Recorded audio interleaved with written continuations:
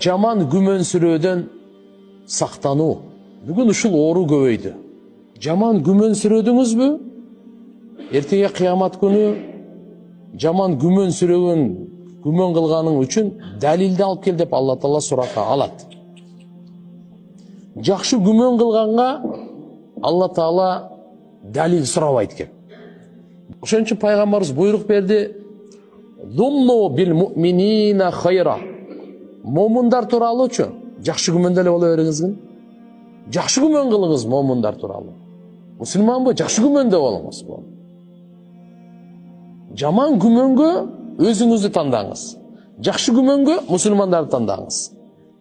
Ушу баш кошкон аялың менен да жакшы жашай албайсың. Жаман күмөн менен. Башка бир тууган достору менен, соодагер чогуу иштегендер менен кантип чогуу иштешесиң? Ар бир нерсе шайтан күмөн салса эле ошол ооба дей берсең.